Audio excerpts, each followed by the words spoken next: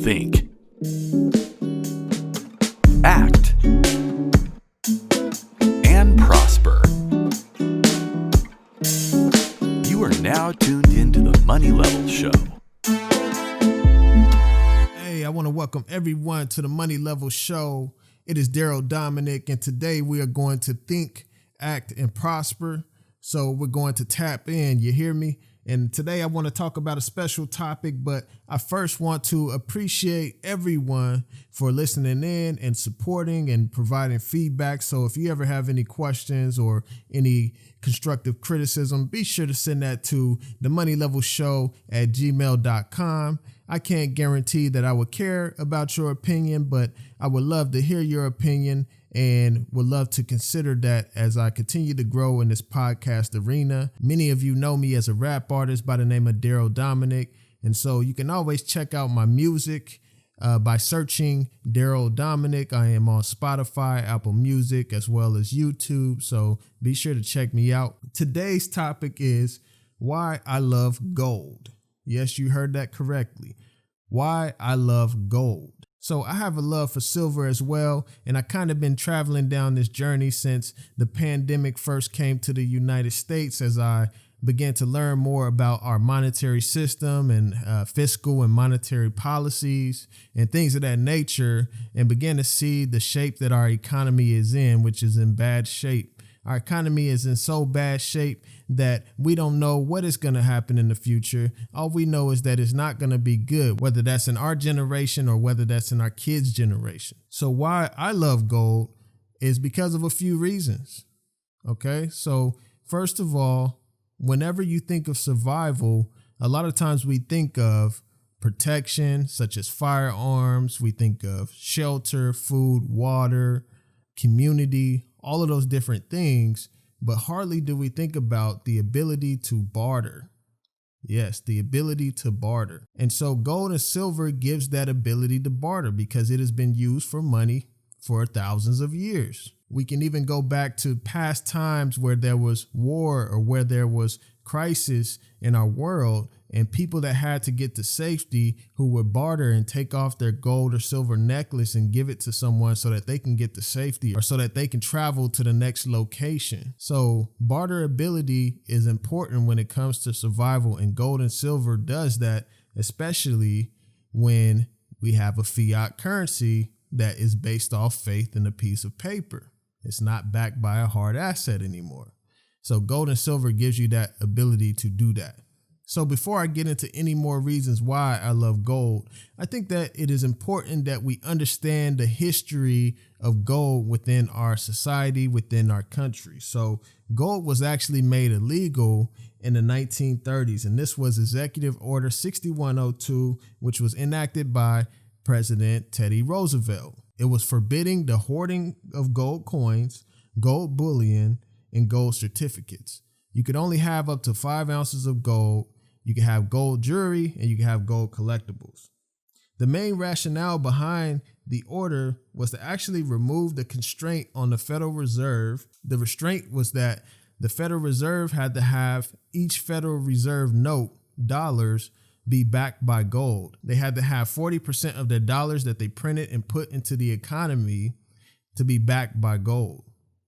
So the Federal Reserve actually began to hit that limit. They approached that limit really fast because the Federal Reserve was enacted in 1913, and they had this requirement for years. The Great Depression happened in the late 20s, early 30s.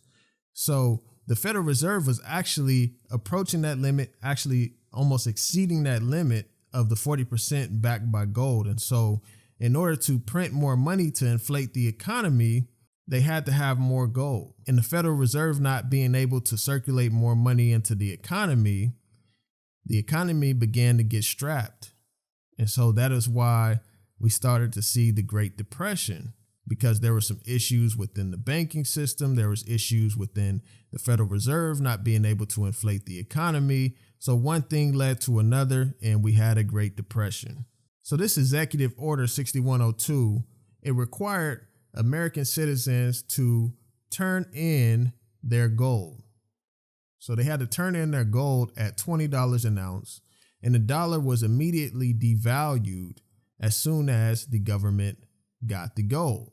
So what do I mean by devalued? That means that the dollar lost a lot of value because the government got all the gold and they revalued gold at $35 an ounce, but they just paid the people $20 an ounce for it, right?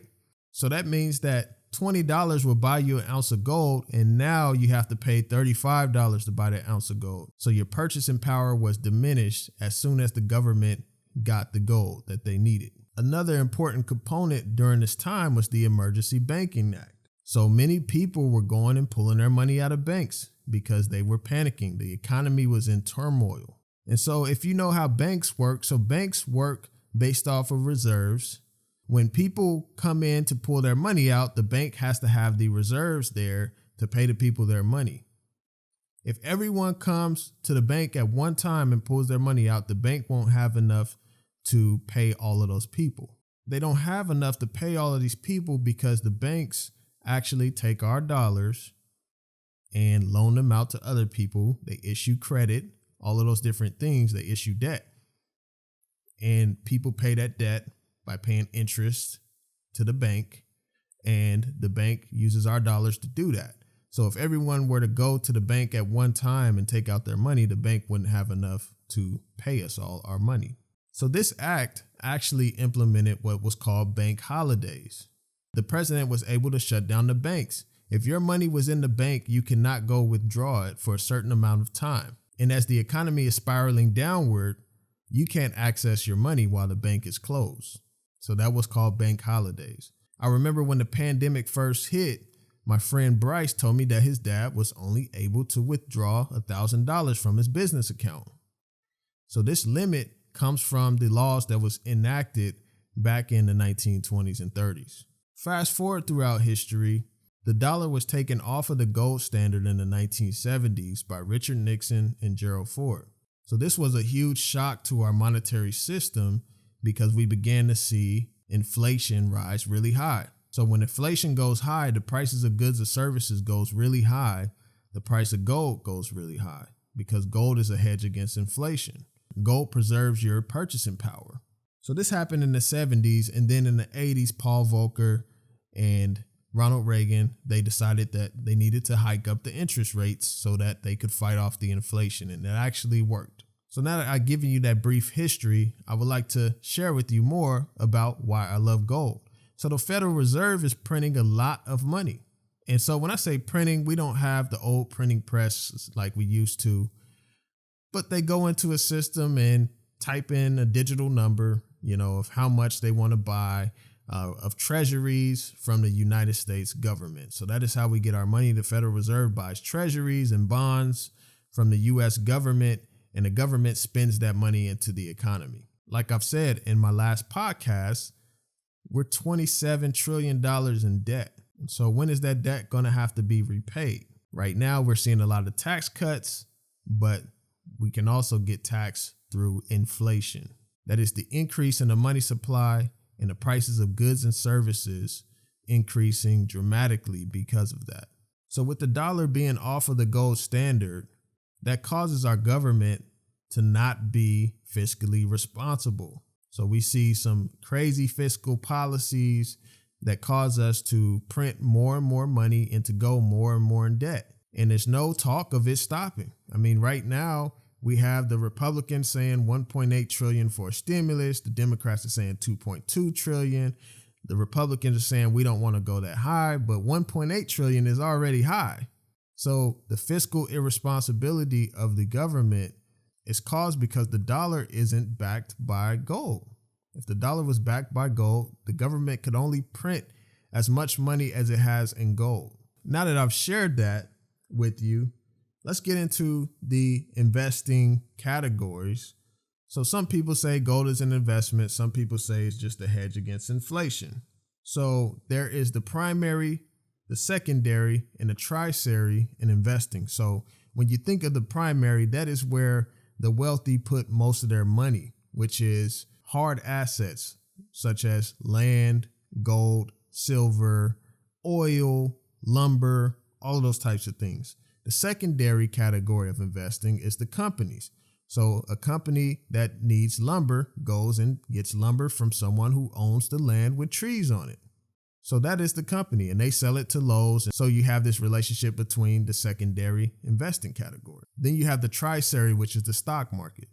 The stock market is where you buy shares of the companies that are in the secondary category. So when there is a crash, it mostly happens in the tertiary, but then the secondary gets hit as well.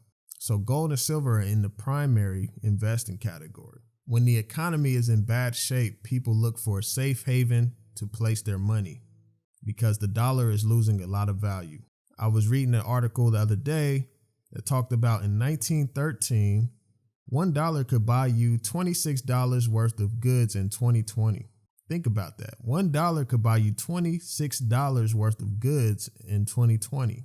In 2020, what does $1 get you? It definitely doesn't get you $26 worth of goods and services. And the price of gold. The price of gold went from $20 an ounce. Now it's at record highs at $1,900 an ounce. Over $1,900 an ounce. So the dollar has lost a lot of value over time, but gold has went up in value over time. Other purposes of gold, why I love it, is the periodic table. So the periodic table, I hate to get nerdy and geeky on you guys, but this is real. So you have other metals such as copper, iron, platinum, silver, gold. So you have all these different metals, but gold is the one unique color. Gold is the only of its color within these metals. And we can't use copper. Copper can't be as valuable because it is a lot more of it. It's a lot more copper than there is gold. And copper also fades over time. Same thing with iron. We have way too much iron. So for something to be valuable, it has to be scarce. It has to be scarce, and there has to be not as much supply of it. Gold is one of its own color. And so when historians have dug up artifacts or found things that were made of gold, those things were in really good shape. They hardly had any wear or tear, and they were in really good condition. So it showed that gold can stand time. Gold can stand time. It has been used as money for thousands of years. Gold is also the best store of electricity. So that's another component of it. It could be used in the industry. It can be used in manufacturing, all of those different things. And so gold has a lot of purposes. Some other things to really consider is that Warren Buffett, who has been very critical of gold, went and spent $500 million in the Barrick Gold stock. Warren Buffett specifically said that gold is just pretty and it looks at him. It sits pretty and it looks at him. He loves to invest in companies that make income, that bring him income, that bring him a dividend. And gold doesn't necessarily do that because gold is money. It's not a company. So Warren Buffett invests $500 million of his dollars into Barrick Gold. So what is Warren Buffett saying by investing in gold? Warren Buffett definitely understands inflation, and I believe he knows inflation is coming. Another interesting investment was the Ohio Fire and Police Department, who allocated 5% of their pensions to gold in order to hedge against inflation. So we're seeing people that normally wouldn't have considered gold or even thought about gold are coming into this gold sector and investing money. There are billionaires buying gold right now. There are countries buying gold. China buying gold. Russia buying gold. Iran buying gold. Turkey buying gold. A lot of banks are buying gold. So when you think about that, you got to think about, okay, where is gold heading and how is it going to protect me? And how valuable is it going to be in the future with it being so scarce? So those are the reasons why I love gold. And I hope that you learned something from today. If you're looking at investing in gold, be sure to send me an email. I can point you in some directions. A lot of times people don't know where to start. I personally started on eBay, but obviously you got to be careful and know that you're getting the real deal and everything like that. So I love gold. I used to think that 10, 14 karat necklaces at K Jewelers and stuff like that was the real deal, but it's not. It's not. It's dipped in gold, or, it has a a fraction of gold, and the rest is other metals that make up the chains, that make up the jewelry. But if you go to India, you can get 22 karat gold. So hopefully this was helpful. I thank you all for tuning in to the Money Level Show. I'm looking into some new concepts around finance. So be sure to email me at themoneylevelshow@gmail.com if you have any questions or any suggestions on what I should talk about. So this podcast is for the people, regardless of what money level you are at. We're all looking to grow together by thinking, acting, and prospering. Thank you all. Have a good day.